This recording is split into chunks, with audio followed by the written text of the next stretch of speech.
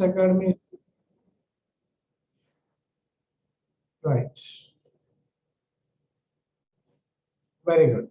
Very good. So the recording is being done so that you can share this recording to those people so that they will be able to watch it. Okay. Right. Fine. Now let me start this class straight away, and let me share the screen. Good.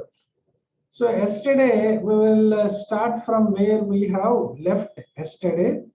Now this is where we need to start. Yesterday we have completed until this page. Now we will be commencing from this stage.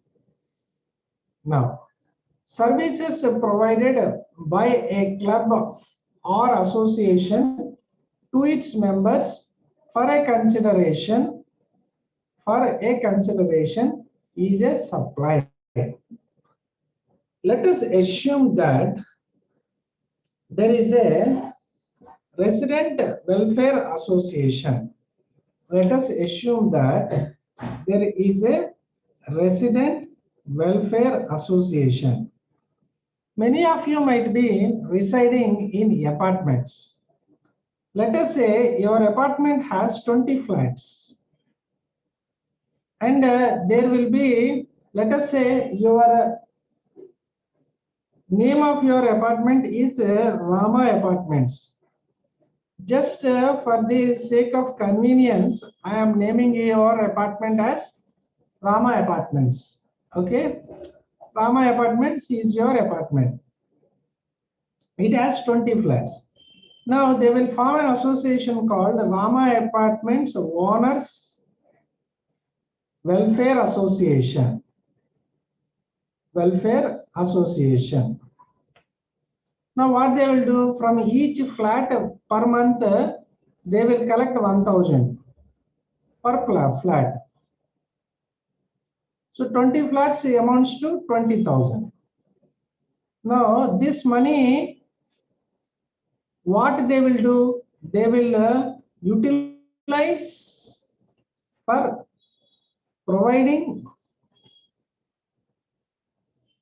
services to members. For providing services to members. Now, this is an association which is collecting money from its members. For what purpose? To provide services to its members. Therefore, this is treated as supply. Therefore, this is treated as supply. That you should understand. That is what is being said here. Now this is point number 1. Now this is already given in the section 7 itself. Next, means this is included in the definition of business. We are dealing with the definition of business, which includes services provided by a club or association to its members for a consideration. Admission of persons to any premises for consideration is also business. That yesterday I told you the example of a circus. Yesterday I told you the example of a musical concert. Now you may also have some other examples like a cinema halls, amusement parks, theme parks, water parks, etc. So you are allowing access into that premises for which you are charging some consideration. Thereby, it will be treated as business. Next, so that is allowing access to a premises for a consideration. Next, business includes an activity of a race club. Business includes the activity of a race club. Now, what will these race clubs do? These race clubs will conduct races of horses. Now there will be betting also. Now this betting or wagering, what will happen is they are facilitating the betting. Betting per se will not come under GST because it is a state subject. Betting is a state subject. But this race club, which facilitates the conducting of races, it will also facilitate betting. Since it is facilitating betting, what will happen is it will get commission. It will get commission. Now that commission is treated as business. That commission is treated as business. So business includes activities of race club, which includes totalizer or a license to bookmaker or activities of licensed bookmaker in such a club. Okay. Now let us say this race club is facilitating wagering. Wagering means betting. Now for providing the services of facilitating wagering, this will charge commission. This will charge commission. Right? Now this will be treated as business. This will be treated as business. Now, supply means all forms of supply of goods or services by a person for consideration in the course or furtherance of business. There is an exception to the rule in the course or furtherance of business. What is that exception? Import of service for a consideration whether or not in course or furtherance of business is still a supply. Import of service for a consideration whether or not in the course of or furtherance of business will be treated as supply. So in order to be supply, three conditions are to be satisfied. In order to be supply, three conditions are to be satisfied. What are they? What is supplied should be good or service or both. That is point number one. Point number two, it should be for consideration. However, there are exceptions. It should be in course or furtherance of business or furtherance of business. So these, but there is an exception for import of service for consideration. So in order to be supply,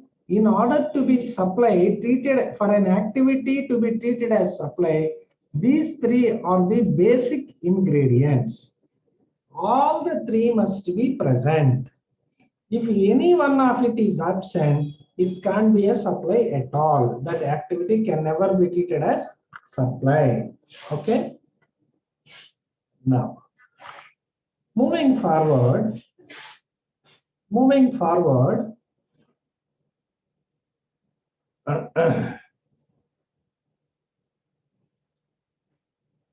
there are exceptions to these two parameters.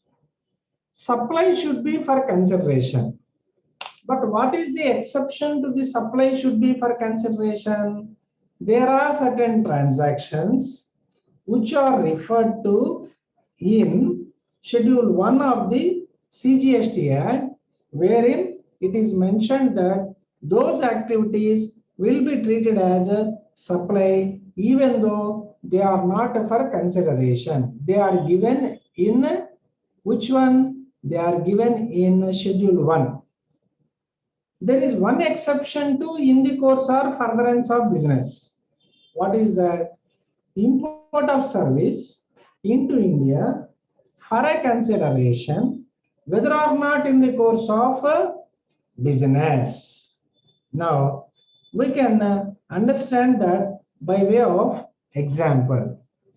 Ramaya is a proprietor and he has received architect service for his house. That you should understand. From an architect located in New York. So where is the architect? Architect is in New York. Architect is in New York. Okay. But where is Ramaya? He is in India. Now this fellow is providing service to this fellow, means it is import. If this fellow is providing service to or it is import of service. Now there is a consideration $5,000. Now whether this will be treated as a supply or not? Yes, this will be treated as supply because there is a deeming provision. What is that deeming provision? Where import of service is made for a consideration, whether or not in the course of business, it will be treated as supply. Now, Ramaya has imported this service for his house, not for business. But whether he is paying any fees or not, he is paying. So for consideration, thereby this transaction is treated as supply. Hence, it will be subjected to GST. Okay. Now, we understood that in order to be supply, one of the ingredients should be consideration. But there is an exception. In respect of those transactions which are referred to in Schedule 1 of the CGST Act, those activities, even though they are not made for consideration, but still they will be treated as a supply. This is also a deeming fiction. So Schedule 1 of the CGST Act list out all those activities which will be treated as supply, though they are not made for consideration, means free of cost. Now what is the first one? Permanent transfer or disposal of business asset. Permanent transfer or disposal of business asset where input tax has been availed on such asset. Now let us understand this one.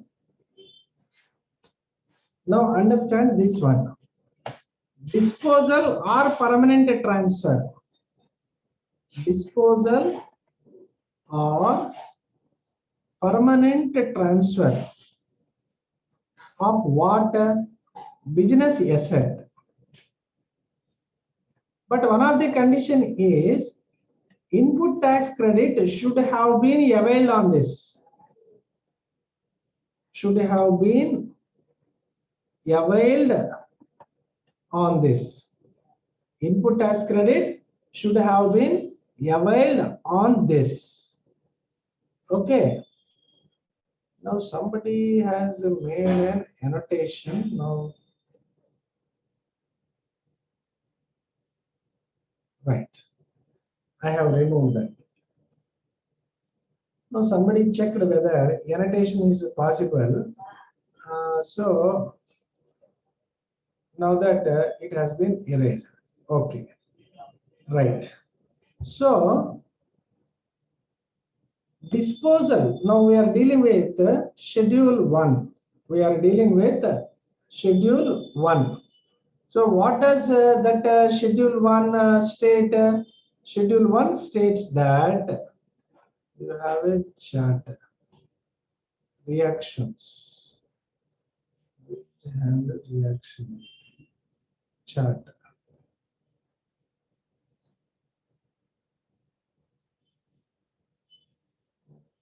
Where is the chart?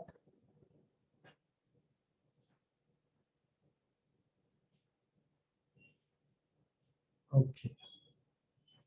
Right.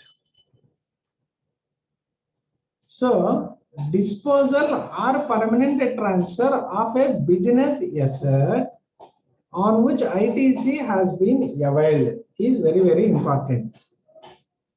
Now let us say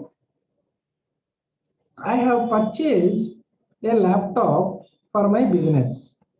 I have purchased a laptop for my business for, let us say, 50,000, on which I have paid 18% GST. So what is 18% of 50,000? 50,000 into 18%. 18% means 0.18 is 9,000. So 9,000 is the GST. So for 59,000, I have purchased this laptop. Now this 9,000 rupees I have availed as input tax credit. Availed 9,000 as input tax credit. Now this laptop, after 5 years,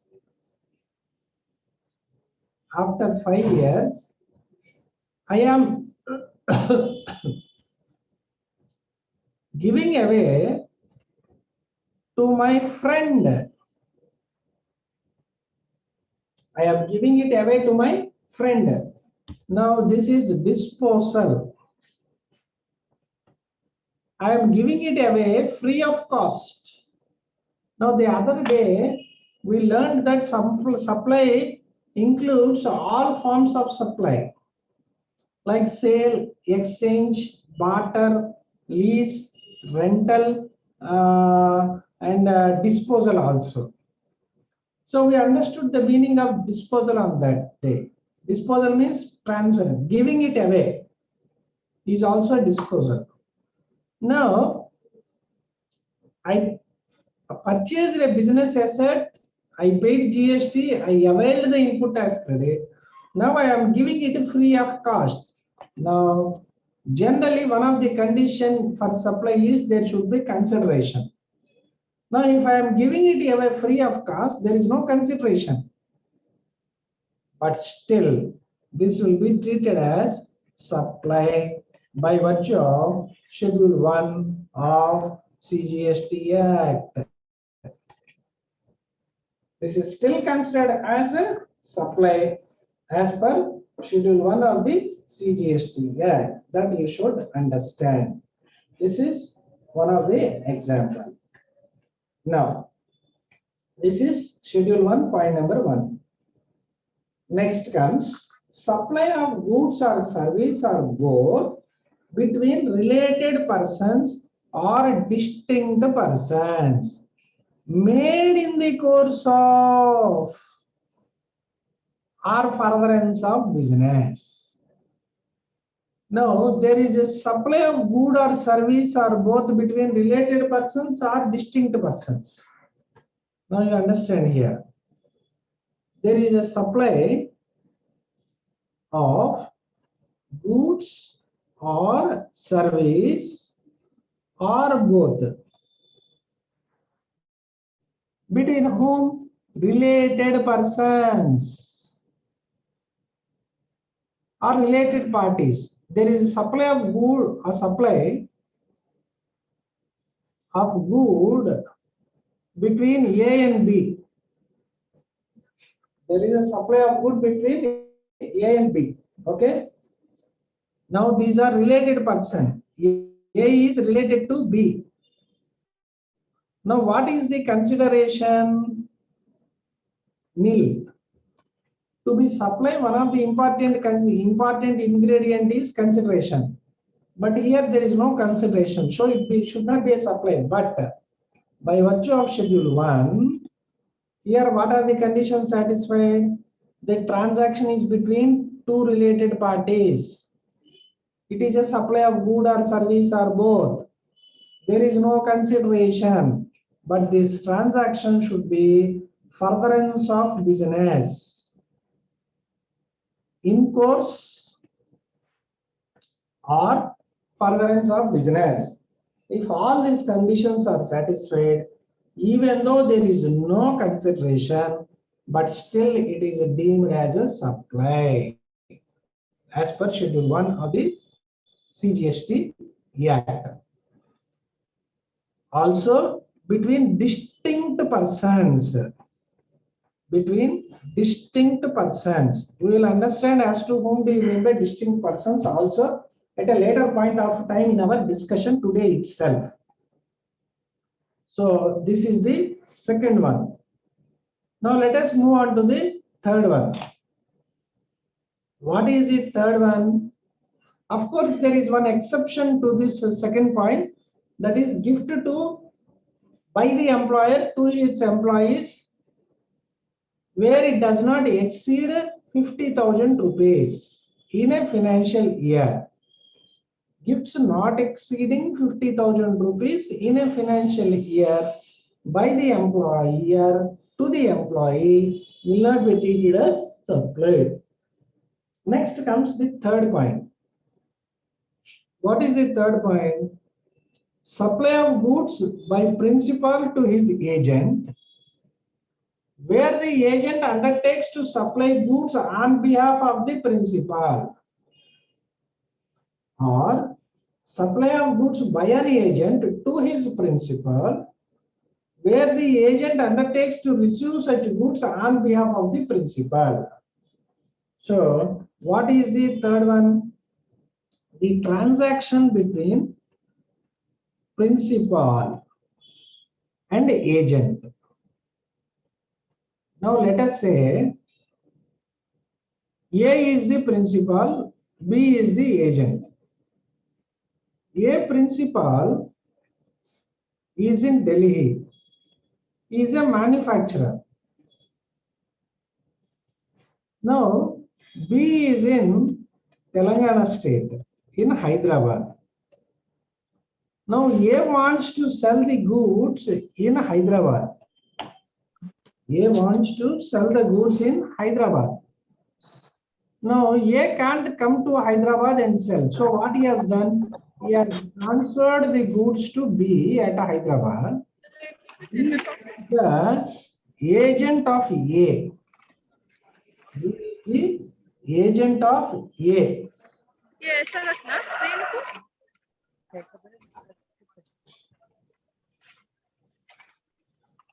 Does anyone have any doubt? Or accidentally did you unmute yourself?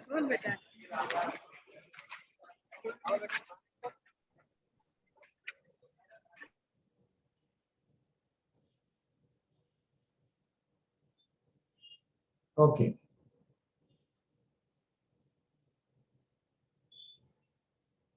Right. Now, A is the principal in Delhi manufacturer. He is selling the goods or he is transferring the goods to B. Transfer the goods to B, his agent. Now B, what he will do? He will sell the goods on behalf of A. Now A transfer goods to B without consideration. A transfers goods to B without consideration. Now this is supply, even though there is no consideration. Now let me tell you another example. There is one Mr. X in J&K. One Mr. X in J&K. Now there is one Mr. Y in Bangalore. Bangalore, this Y, he does trading of or he sells carpets. He sells carpets in his showroom at Bangalore. Bangalore showroom. But to sell carpets here, first of all, this fellow has to buy carpets. Now what this fellow has done, he engaged an agent X in Jammu Kashmir, where X will procure carpets on behalf of Why? He procures carpets in Jammu Kashmir, thereupon transfers to Y of Bangalore. Now, there is no consideration, but still, by virtue of Schedule 1, this is supply. This is supply. So, friends, as per Schedule 1, there are 3 points. There are 3 points. Okay. Now, these 3 points, though it is not made for consideration, but still, what is it? It will be treated as supply. These 3 points, even though they are not made for consideration, what will happen? Still, it will be treated as supply. Okay.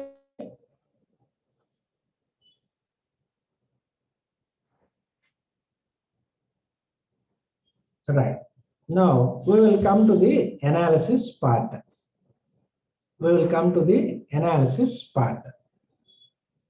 Generally, to get attracted by GST, there should be a supply. Supply should be for consideration and in course or furtherance of business. There is an exception to in course or furtherance of business, that is import of service for consideration. There is an exception to consideration also.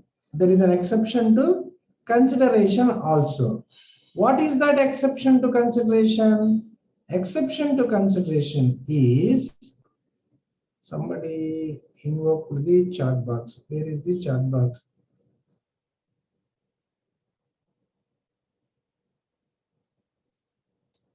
Yeah, Nitya is asking that the agent receives a commission. So if the agent receives a commission, won't it be treated as, or will it not be subjected to GST? Now, my dear friend, in respect of this transaction, let me tell you. You are asking me a doubt in, now let us say, there is A in Maharashtra who is the manufacturer. B in Telangana, Hyderabad, who is a wholesaler. Sorry, not wholesaler. Not wholesaler, agent. Now, A transfer goods.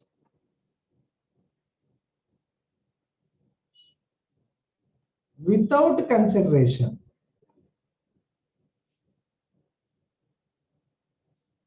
A transfers goods without consideration.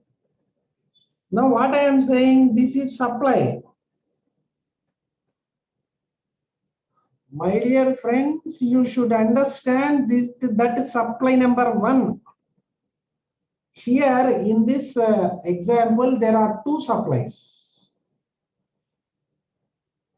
First supply is by A to B. Can anyone tell me the second supply? Can anyone answer what is the second supply here?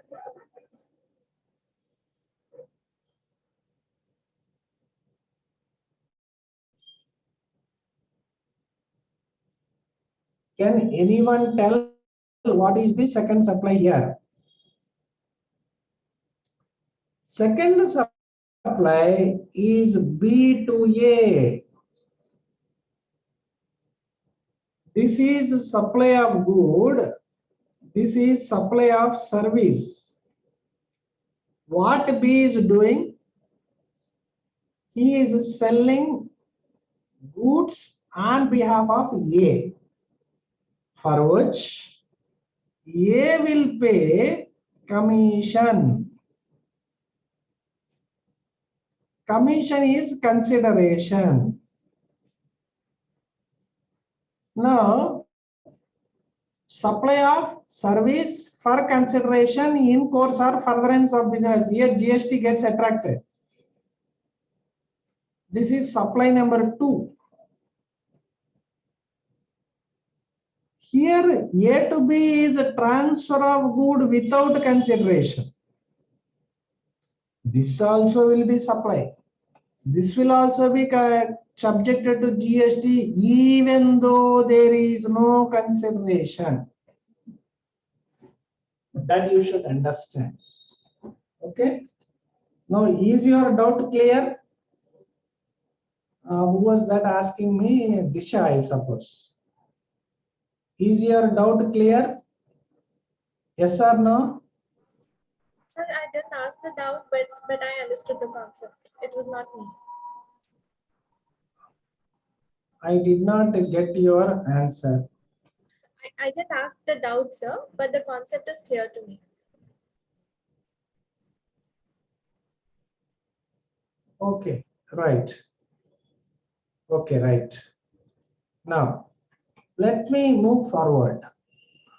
Now, so here, what are the exceptions? There are 3 exceptions. What is the first one?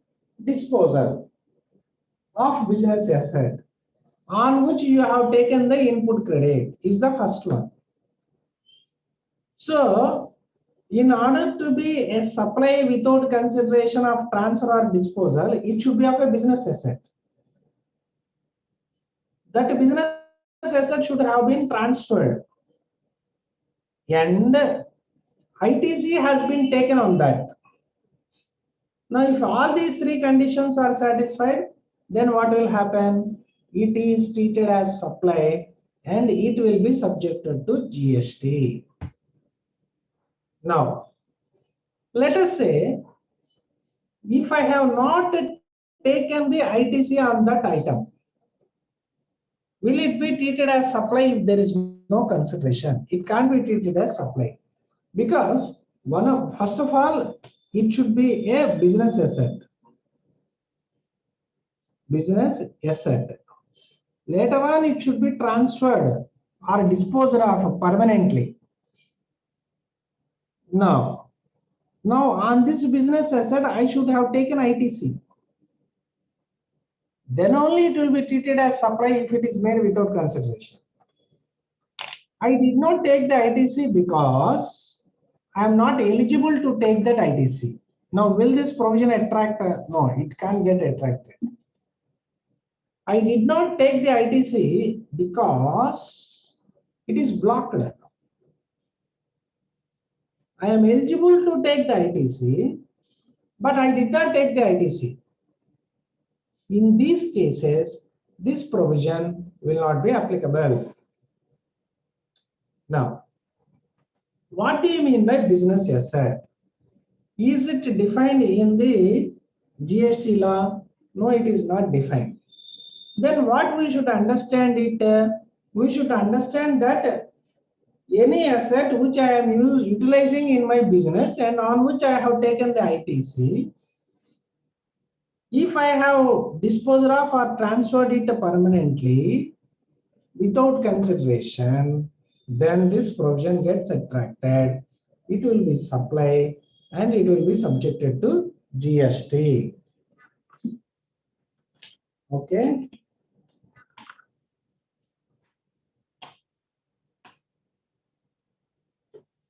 Next. Dhruv gives old laptop being used in his business to his friend free of cost. Now, whether this be deemed as supply, if Dhruv has taken the input as credit, this will be a supply. The next example is dealer of air conditioner permanently transfer the motor vehicle free of cost. Permanently transfers the motor vehicle free of cost.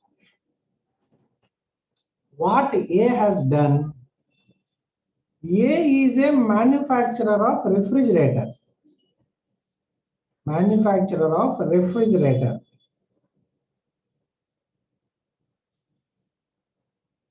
Now, for business, he purchased a car. Now he is selling the car or giving the car away free of cost. Now, is this a supply as per Schedule 1 of CGST Act? Yes or no? Means no. No, because one of the important condition is ITC should have been availed. ITC should have been availed. For a manufacturer of refrigerator, car is blocked credit. Car is blocked credit. If it is blocked credit, that fellow will not take input tax credit. If input tax credit is not taken, then what will happen?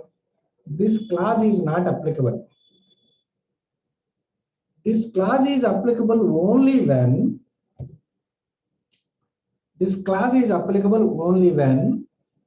you are transferring permanently or disposing of a business asset on which you have availed ITC.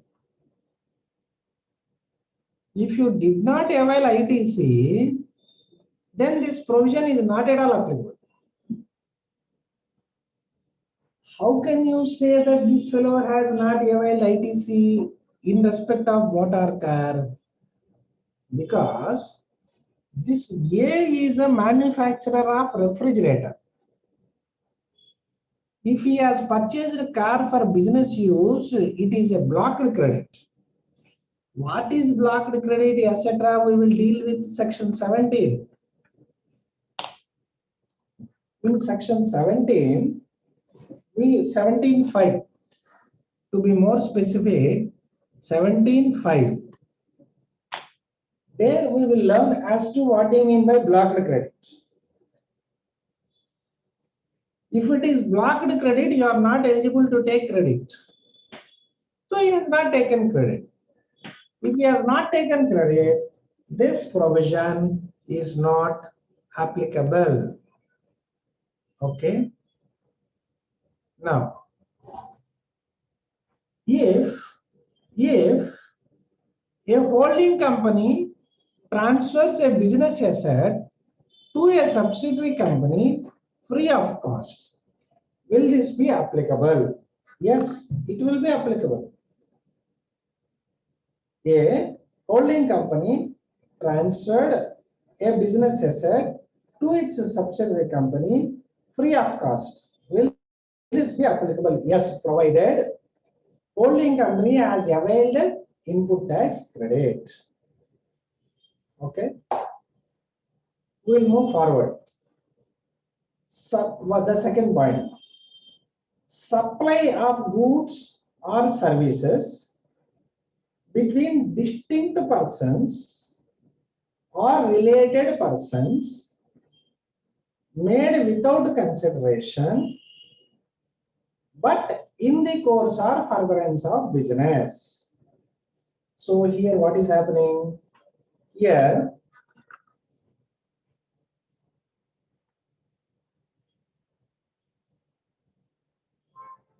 supply of goods or services or both between whom? Related parties or distinct persons. Where is distinct person defined? Somewhere it is defined. We will refer. Where is related party defined? It is defined somewhere. We will refer. So supply has taken place between two related parties or two distinct persons for no consideration. There is no consideration, but it should be in course or furtherance of business. Then this will be a deemed supply. This will be a deemed supply. Now, we should understand whom do you mean by related parties, whom do you mean by distinct persons. First, we will define related parties. Whom do you mean by related parties? So, related party has a definition. Related party has a definition. Also, here related party includes a family member also. Related party includes family member also. What we will do is, family is defined somewhere. We'll go there. Family is defined somewhere. We'll go there and understand the meaning of family. Understand the meaning of family.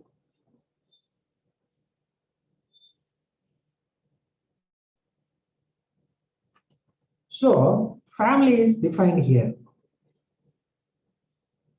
Whom do you mean by family? Spouse and children of that person. Person means A. A. A has a spouse and a boy and a girl. These don't get misunderstood. These are children. Now, A has a spouse, a boy child and a girl child. Now, this is a family. This is a family. Not only that, who else? Parents, grandparents, brothers, sisters also. Okay, but these people will be family only when these people are wholly or mainly dependent on A. Now let me give you an example, and you should answer me as to that fellow is the family member of A or not. Let me ask you a question. A's son is working with Microsoft and he earns around 5 lakhs per month. Now tell me whether A's son is a family member of A, yes or no? Yes, sir. Why?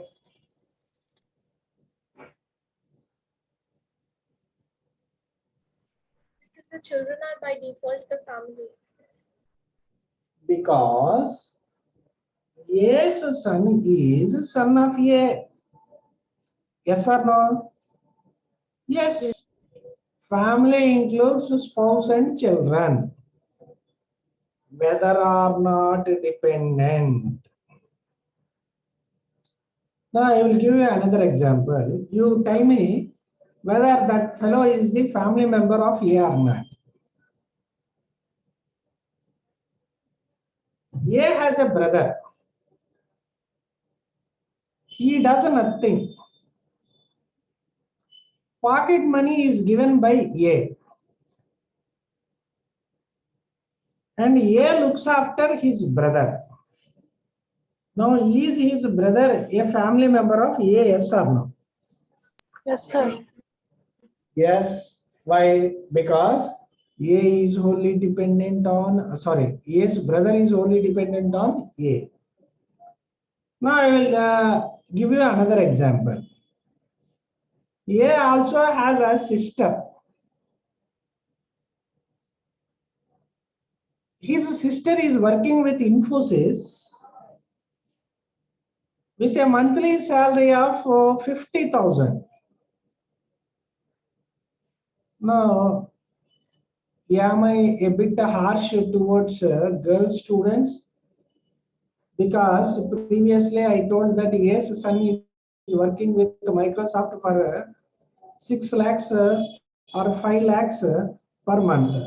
Now coming to the yes sister, I told that she is working with Infosys for 50,000. I take my word back and I will tell that she is working for 6.5 lakh per month with Infosys. Okay, right. Now, is A's sister a family member of A as per GST law? No, sir. No, because parents, grandparents, brothers, and sisters will be part of family for GST law only when they are wholly or mainly dependent upon A. Okay, that you should understand. Family. That is the definition of family. Now, what we are saying is supply of goods or services between related parties or distinct persons, not for consideration, but in the course of or business or in the course or furtherance of business, it will be deemed as supply as per Schedule 2 of the CGST Act. Now we are dealing with the related person. Related person, and two persons will be related if they are officers or directors of one another's business. They are officers or directors of one another's business. Officers or directors of one another's business. Okay. They are partners. AB and Co is a partnership firm. A and B are partners. Now A and B are related parties. They are employer-employee. Someone holds directly or indirectly greater than 25% voting power. One of them controls directly or indirectly the other. X is a holding company. Y is a subsidiary company.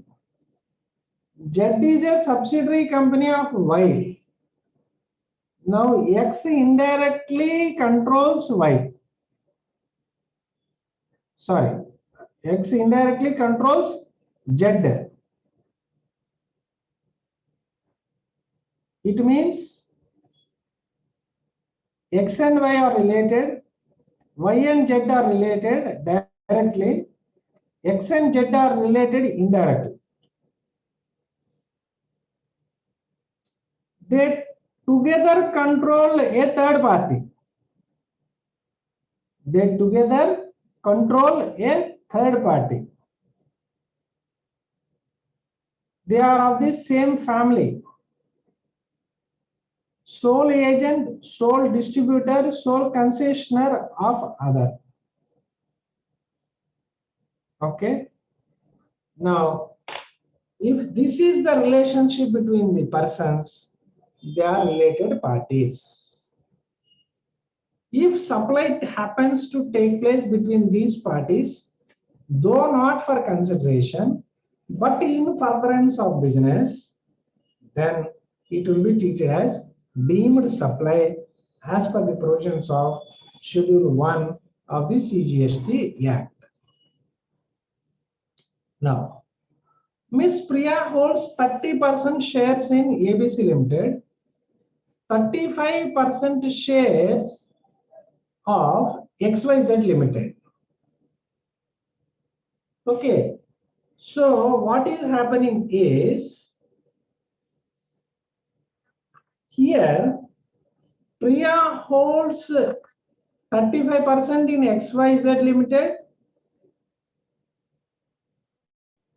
30% in ABC Limited, 35% in XYZ Limited. Now what will happen is ABC Limited and XYZ Limited automatically becomes related parties. Automatically becomes related parties. Okay.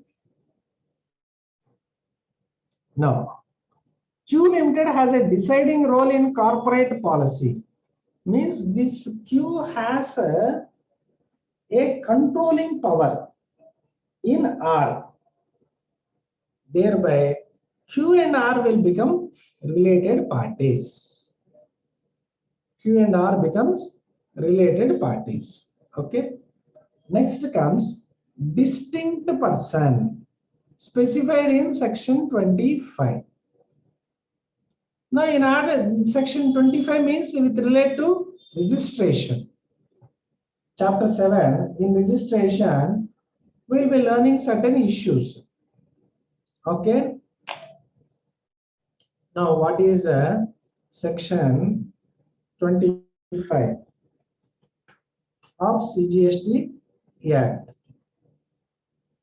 Section 25 of CGST Act.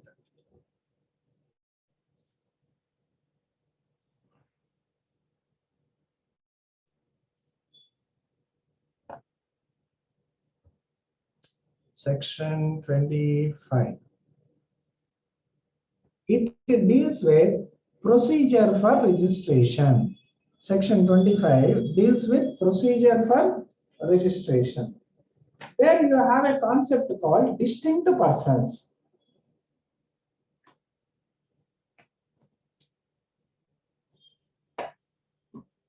I will tell you something. Here, so if a transaction or a supply takes place between distinct persons without consideration and in course or furtherance of business, it will be treated as supply. Now, how to understand this? Before going into that, we should understand something about registration.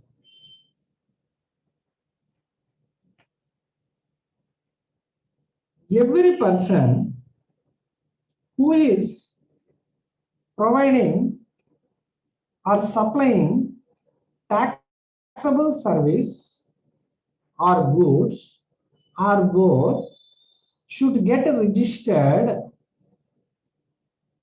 in a state from where he is supplying. I am in Andhra Pradesh, office at Vijayawada. From my office at Vijayawada, I do service. Therefore, I should get registered in Andhra Pradesh. Okay. Now, if I come to Hyderabad, took a premises on rent, and there I have set up a branch office. From here I am doing supply of service. I should register in Telangana. Also, I have an office at Vijayawada, office at Hyderabad. I am providing service from Vijayawada, should get registered myself in Andhra Pradesh. Providing service at Hyderabad, Telangana, should register myself with Telangana state also. how many persons am I? Or I will rephrase my questions. How many PAN numbers will I have?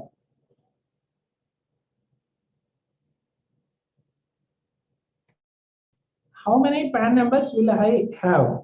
Can anyone answer? One. I will have only one PAN number. I will have only one PAN number. I will not have more than one PAN number. I will have only one PAN number.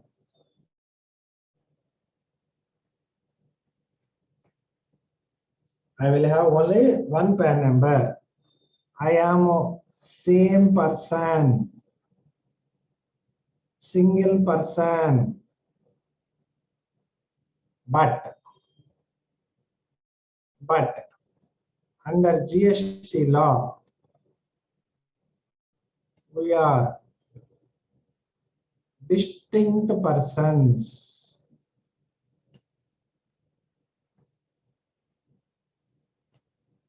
Why? Because in Andhra Pradesh, I have an office and registered under Andhra Pradesh. I will get a GST number. In Hyderabad, I took another registration. I will get another GST number. But the PAN number is the same. But still, this person, both are different. Both are different under the GST law. If a transaction takes place between two persons, these distinct persons, no consideration is there, then by virtue of Schedule 1, point number 2, this will be treated as a supply, even though there is no consideration. Did you understand my point? Where supply of goods or services takes place between two distinct persons, okay, then even though there is no consideration, but if it is in course or furtherance of business, it will be treated as a supply. There is no doubt in that regard. Now, let us say I have an office in Vijayawada and I have an office in Guntur. This is also Andhra Pradesh. Now, at Vijayawada, I have established the first and took a GST number. Now, in Guntur, I am establishing my branch. Should I take another registration? Yes or no?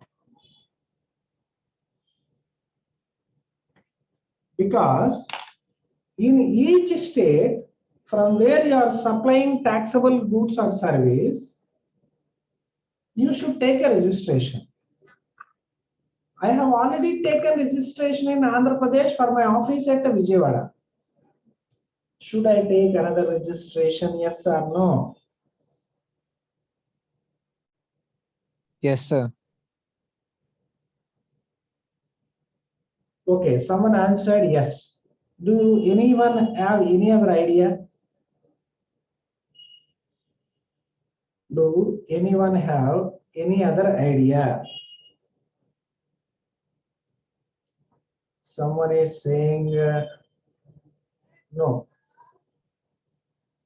Kushal Kumar is saying that I need not take another registration. Now, the answer is optional. The answer is optional. If I am already registered in Andhra Pradesh and I want to establish another place of business at Andhra Pradesh in Guntur, it is optional for me to take another GST number, or I can continue in the same GST number. So here I have two scenarios. What are they? Registration at Vijayawada, registration at Guntur. Now what will happen? These are two registrations. Two registrations means distinct person. This fellow is separate, this fellow is separate, because both of them have two different registrations.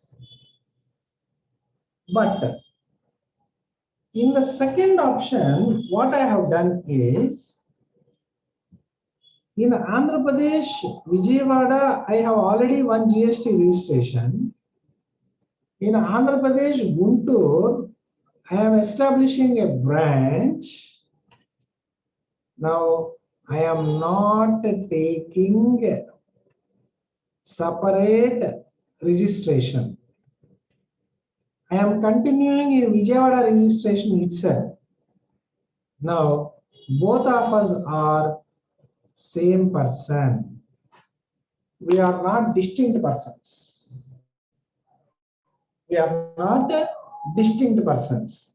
So, if I transfer goods to my branch at Guntur, will it be treated as a supply, yes or no? No consideration. Will it be treated as supply or no? Not supply. Not supply. However, I have a head office, Andhra Pradesh, Vijayawada. I have a branch, Telangana, Hyderabad. I am transferring goods, no consideration. Now, is it a deemed supply, yes or no? Yes. Yes, it is a deemed supply. Why? Why? Why? Because it is happening between two related parties. Not related parties, distinct parties. Yes. Two related distinct persons.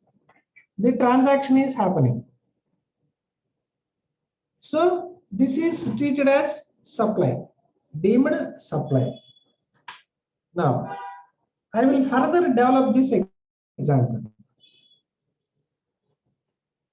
I have a head office at Vijayawada, Andhra Pradesh.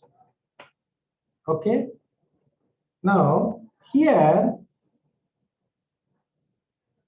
I am providing taxable goods. Should I get myself registered, yes or no? Yes. So I took a GST registration. I took GST registration. In Hyderabad, I have a liquor shop. Now, do I really have a liquor shop in Hyderabad? Do I really have a liquor shop in Hyderabad? Yes or no? No, sir. No, I don't have any liquor shop. Just for the sake of example, I am telling. Okay. Now, I have a liquor shop at Hyderabad, Telangana. Should I register for GST, yes or no? No, sir. No. I am not liable to register myself because this is a fully exempt. Now, if this is fully exempt, no registration is required. Of course, we will learn all these things in the registration chapter. But to understand the schedule 1, some basic information is required. That's why I'm telling you. Now, from here, I transferred some goods. No consideration. Is it supply, yes or no? It is supply. Because these two persons will be called as establishments of distinct person. Now, what is the difference between the previous example and this example? Can anyone tell? In the previous example, I have a registered premises at Vijayawada, registered premises at Hyderabad. They are distinct persons. Transfer of goods, no consideration, supply. Now, in this example, there is some difference. What is the difference? I have a place of business at Andhra Pradesh, Vijayawada. I took registration. I have a liquor shop at Hyderabad, no registration because it is not chargeable to GST. But still, I have transferred the goods from Vijayawada to Hyderabad without consideration. This becomes supply because these are establishments of distinct person. My head office at Vijayawada is an establishment. My branch office at or my another shop at Hyderabad is not registered premises. This is an establishment, that is an establishment of distinct persons. Thereby, if any transfer is made without consideration, still it will be treated as supply as per Schedule 1 of CGST Act. Okay. Now, so distinct persons, here we have understood that GST, PAN-based GST, etc., etc. Mohan is a chartered accountant, registered office, Delhi. He has obtained registration in West Bengal in respect of newly opened branch. Now, this is a state registration is there. This is a state registration is there. Now, both of them are distinct persons. Next. Rishabh Enterprises, registered supplier, owns air-conditioned restaurant in Maharashtra. Now, this is registered. Now, he has a liquor shop in Uttarakhand. This is unregistered. Now, what has happened? It will be treated as establishment of distinct persons. So, if you supply something from here to here, this will be supply. Provided there is no consideration. If there is consideration, it is already a supply. If there is no consideration and it is in the course or furtherance of business, then it will be treated as supply because these are called as establishments of distinct persons. One is registered, another one is unregistered. Stock transfers or branch transfers qualify as a supply. Stock transfers or branch transfers is supply. Let us understand this by way of an example. I have a factory at Ahmedabad, Gujarat. Here, I manufacture shirts. I have a showroom or retail outlet at Hyderabad. Both are mine only, X Limited. I have only one pen. But what I am doing? I am transferring the goods to my showroom. Transfer of goods. Will I take any money? No money. Without consideration. Am I taking any money? I won't take any money. Just I manufactured shirts in my factory. Then I have a showroom or retail outlet in Hyderabad. I transferred them there. Now, is this a supply? Yes or no? It is a supply. If it is a supply, GST will be get attracted. Okay.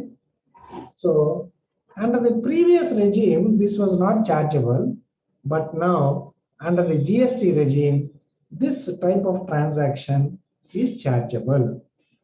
So Raghubir Fabrics transfers 1,000 shirts from factory located in Lucknow to a showroom in Delhi.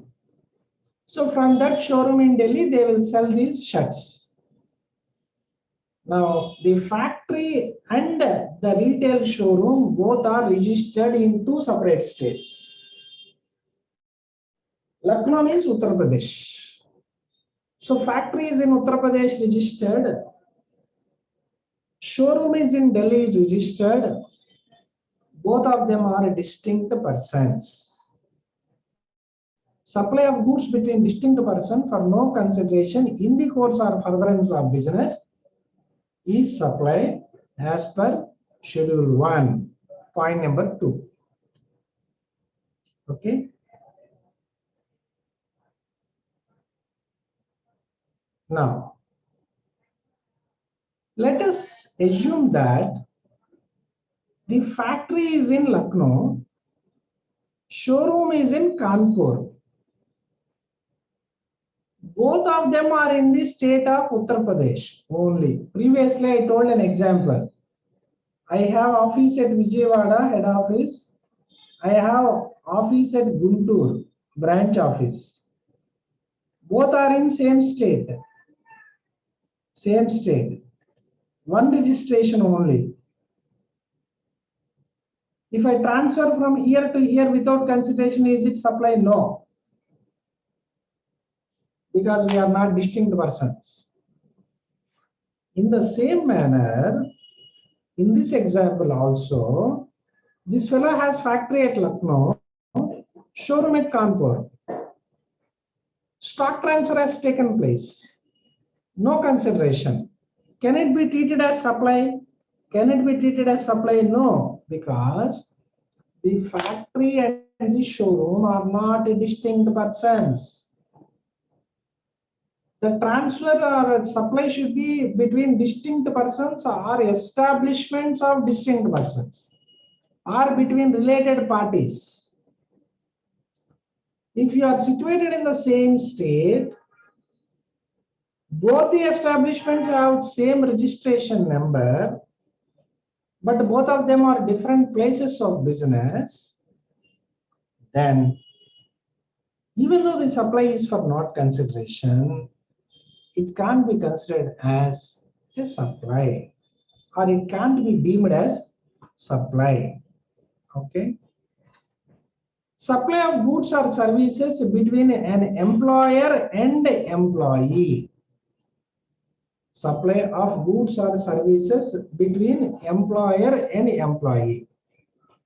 Are employer related parties? Yes or no? Yes, sir.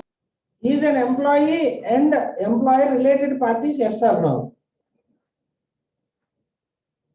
Yes. Why? Can you tell me why?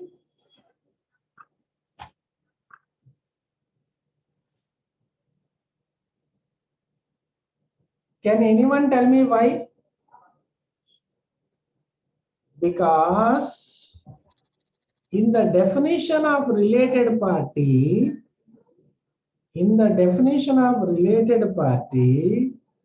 we have employee, employer. Thereby, they are related parties. If some supply takes place between employee, employer, if some supply takes place between employee and employer without consideration,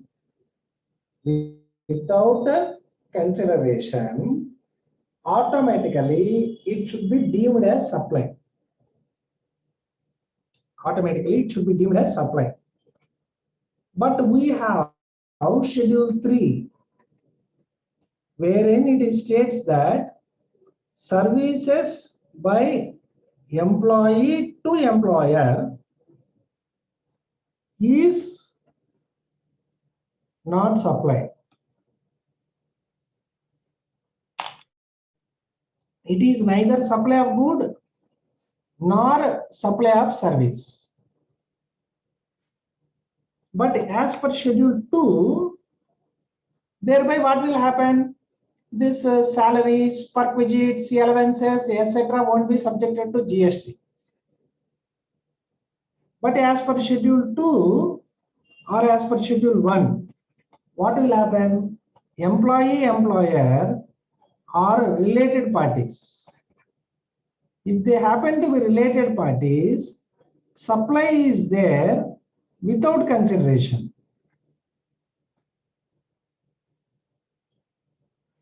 Then it will be subjected to GST. Therefore, gift by employer to employee is subjected to GST. But there is an exemption up to 50,000. But there is an exemption up to 50,000. So, if your gift does not exceed 50,000, no GST. If your gift exceeds 50,000, on the entire amount there is GST. On entire amount there is GST. What do you mean by gift? Gift means which is made without consideration. It is voluntary in nature. It is given occasionally. The employee can't go to the court for getting a gift from the employer. Okay. What about perquisite by employer to employee? Anything supplied by the service done by the employee to the employer is not a supply of service or supply of good as per Schedule 3.